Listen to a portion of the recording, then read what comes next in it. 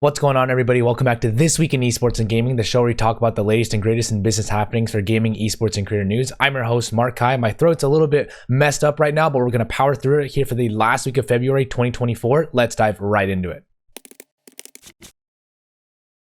For our first top 3 story, Jason Lake has acquired Complexity Gaming. Complexity Gaming has been sold to an investor group led by the org's founder and CEO, Jason Lake. The company, Global Esports Properties LLC, is led by Jason Lake and purchased back the org for a total consideration of $10.36 million, with the membership interest purchase agreement signed as of March 1st, 2024. While TSXV approval is still needed, the acquisition comes after GameSquare Holdings Incorporated recently announced its acquisition of FaZe Clan, which would have put Complexity Gaming, FaZe Clan, and GameSquare Holdings in a bit of a strange situation. Now Jason Lake will own his esports org again, with a 3-year seller finance note of approximately $9.61 million being used, which accrues annual interest of 3% to be paid to GameSquare at the end of the term. Additionally, GameSquare will have the right to receive 50% of the proceeds from any equity raised by Jason Lake's company in excess of $500,000 that will be credited against the outstanding principal balance of that seller finance note. Apart from the financial questions comes the questions of brand engagements and brand management, and how Complexity will manage its own, as well as how FaZe Clan will look under the GameSquare banner. With FaZe Clan now under the leadership of its founders with the same complexity,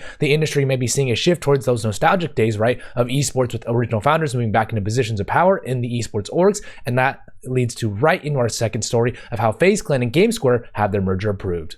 As I just mentioned, FaZe Clan and GameSquare have had their merger approved. The GameSquare Holdings Incorporated and FaZe Clan merger have been approved by the GameSquare shareholders, and the merger is expected to see close shortly, pending standard closing conditions. With this, FaZe Clan would join the likes of 𝗠𝗿 𝗖𝗶, Stream Hatchet, Fourth Frame Studios, and now no longer Complexity Gaming, as it is a part of Jason Lake's organization under that GameSquare organization. Richard FaZe Banks Benson, and the co-founder of FaZe Clan, is expected to be at the helm of the org as FaZe's new CEO following the BPRM merger and FaZe Clan IPO in the past. Simply put, FaZe Banks posts on social media that everyone is fired in response to Jake's Lucky's coverage of the event. So basically, FaZe Banks has his own kind of thoughts on how to run the organization. With FaZe Clan looking to rebound, it'll be interesting to see if the original co-founders like Thomas Temper Oliveira, as well as the org's president Youssef Apex Abdeltafa as the CEO of the organization, how this will perform. Really curious to see if FaZe will make a rebound with the IPOs of esports orgs, being a thing of the past now. And orgs kind of trying to reset with their original leaders in the space. Is this the next era of esports, the kind of nostalgic field that we've seen in the past?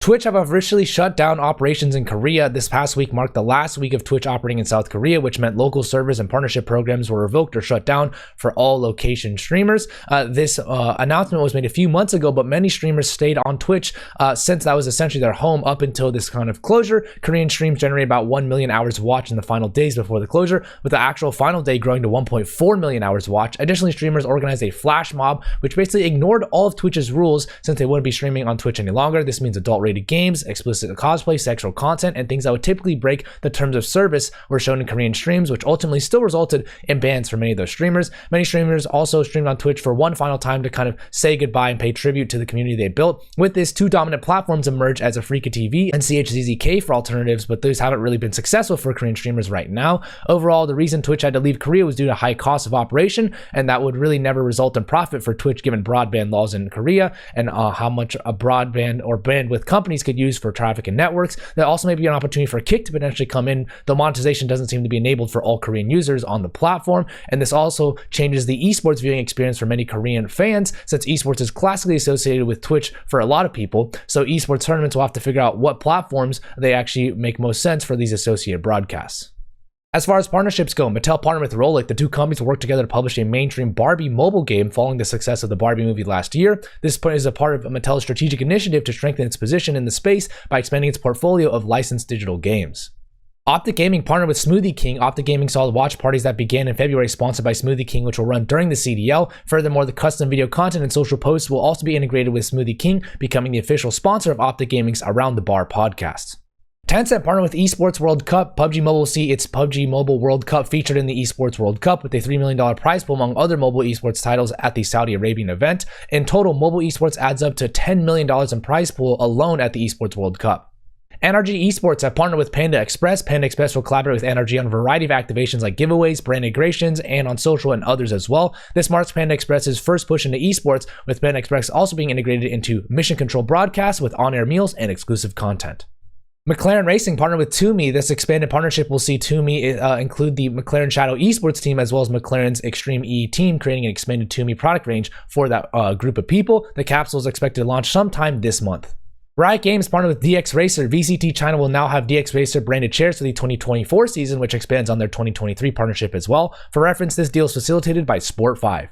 ESL FaZe Group partnered with WeDo CRM as well as Supercell. The WeDo CRM partnership will see EFG work together across several CRM areas such as brand campaigns, CRM campaign calendars, persona pools, and other related fields. Essentially, WeDo CRM will oversee all of EFG's CRM strategy and help them create a buyer journey among other things. And the Supercell partnership will see EFG develop a multi-year large-scale Brawl Stars championship for $2 million for that 2024 season. The series will last between March and November, and EFG will be operating the championship and the circuit as well. As far as finance and M&A go, Overactive Media have officially completed their Movistar KOI acquisition. The acquisition is now officially completed, which means Movistar Riders and KOI are now all under the same banner at Overactive Media, which has Mad Lions, That Esports Org, Toronto Define, and Toronto Ultra. With this, Overactive Media becomes one of the largest esports holding companies worldwide with its creator networks and IP under its belt.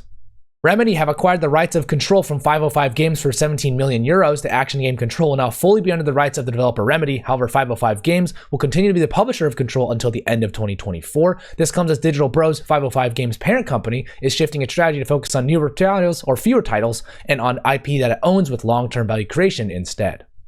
𝗠𝗿𝗶 have raised $1.4 million. The Danish VC firm Unconventional Ventures led this round with Pi Labs and Ada Ventures also participating, which brings the total capital raised to $4.5 million for 𝗠𝗿𝗶. The funding will be used to improve learning and development via immersive VR learning experiences. Saber Interactive are allegedly going to do a buyback for $500 million.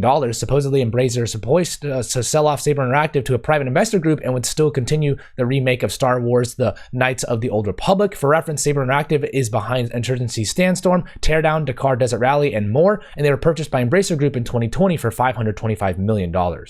Vibe.co raised a $22.5 million Series A. The round was led by VC firm Singular and will use to solidify Vibe's position as the go-to resource for small and medium businesses looking to advertise on connected TV platforms. The Collective Ace Group has been acquired by 𝗠𝗿𝗄. This means that the German game dev will join the likes of the Collective Ace Group's capabilities by integrating over 70 staff and $15 million in an annual revenue from 𝗠𝗿𝗄 into that portfolio. The two groups work together to scale up operations and target new markets as well. Ready GG have raised $4 million and they've brought on Sean Layden. The funding will be used for its Web3 gaming business and will enable them to scale their offerings wider and out more as well. Sean also comes on as an advisor and comes with the help to develop future of Web3 gaming at the company and add to experiences with the developers. Sean's experience is plentiful in gaming, mainly at PlayStation, where he spent over 20 years, rising all the way up to chairman of PlayStation Worldwide Studios. As far as workforce changes go, Rafael Rao has been promoted to Senior Global Partnership Sales Manager at Sport5. Rafael has been with Sport5 for 2.5 years now and focused on esports and gaming at the company. Before Sport5, he was with AS Monaco doing BD for esports and also spent time at Fnatic doing business development as well. He holds a bachelor's in business from Vive's Continue Business. Vicky Sun has joined Lilith Games as a senior influencer marketing manager. Vicky has a lot of influencer experience as she previously was at TikTok for 2 years as a senior creator partnerships manager for TikTok Live, and she also did gaming with TikTok as well. She spent time at Fourth Wall as a senior partner manager and was at Hamel and Streamlabs and Logitech in the past as well. She holds a bachelor's in communication from UC San Diego. Lindsay Ackers joins Electronic Arts as a senior program manager for enterprise platform and services. Lindsay was most recently at Cognizant for 4 years doing operations and automation for the company with digital transformation in other areas. Before that, she spent time at Republic Services, American Specialty Health, and Ascension Health, among others. She holds a degree in informatics and business management from Indiana University, Indianapolis. David Vopenderhar joins Bullet Farm as the studio head. The studio is headquartered in Los Angeles, but has a remote first stance and will be a part of NetEase Games. They're working on a AAA game built in Unreal Engine 5 and will focus on a first-person title with an original universe, focus on co-op gameplay. David's background comes from Treyarch, where he spent 19 years as the studio design director and did engineering with other companies well before that. He holds a degree in computer science from the University of Cincinnati. As far as new stuff goes, Capcom are going to offer $1 million as a grand prize for the Capcom Pro Tour 2024. Capcom announced its largest ever prize pool of over $2 million in total prize money for last year's Capcom Pro Tour, and the company aims to commemorate the release of Street Fighter VI and wants to establish esports as a form of entertainment for society, as many have been trying to do for a while in the esports industry. The UNO Mobile Community Cup 2024 has been announced with a $50,000 prize pool. The tournament will be open to players from Brazil and Mexico as well as the United States, with an additional $10 million of in-game rewards being up for grabs. Monthly qualifiers will take place for the first 10 days of each month from March, and the top 16 players from semifinals will move on to the live final in January of 2025.